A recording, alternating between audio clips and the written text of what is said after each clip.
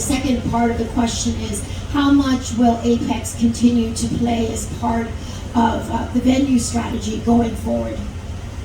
I didn't hear the first one. What was the first question? The first one is how much easier was it for the company to kind of navigate all of the COVID restrictions this year as opposed to the first year when it happened? Oh, it was much easier. Obviously, there were many more places open, and including New York, that I thought would be impossible at one point. But yes, the Apex will still be used a lot as places open up that are fan-friendly, fighter-friendly, UFC-friendly, however you want to call it.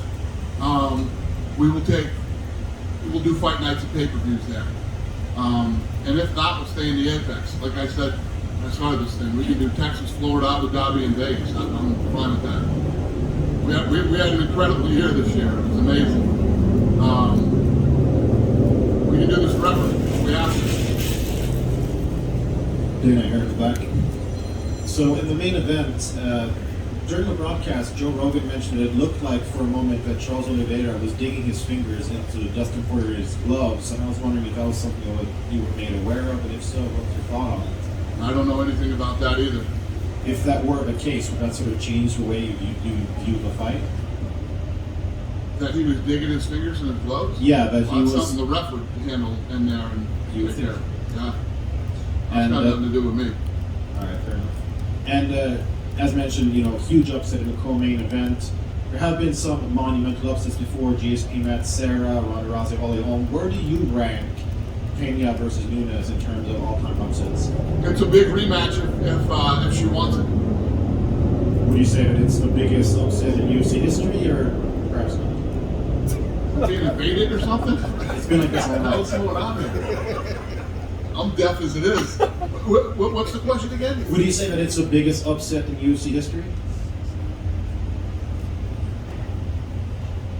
I don't know. That's a really good question, actually.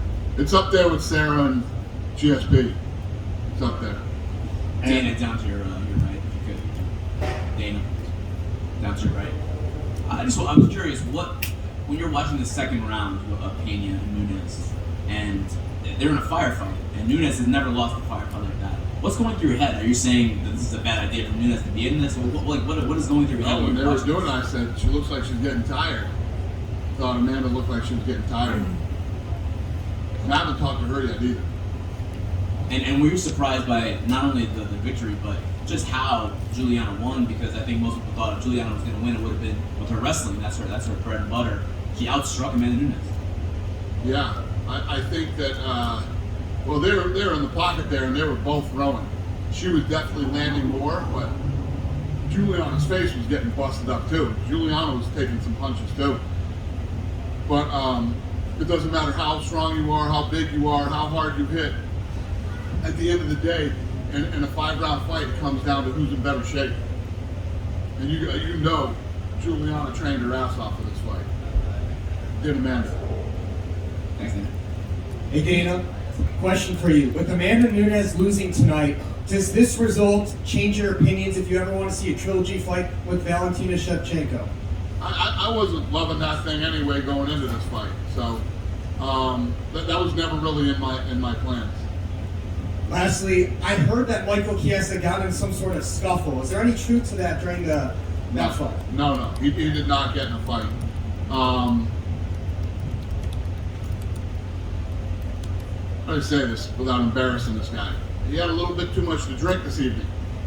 When she won, he freaked out and tried to jump into the octagon and fell down on his face, cut his eye and busted his eye open, then was arguing with the police that he needed to get into the octagon and be with her, because that's his teammate. They dragged him out, got him outside, and calmed him down in the back, and I went back and talked to him for a minute, and we're all good.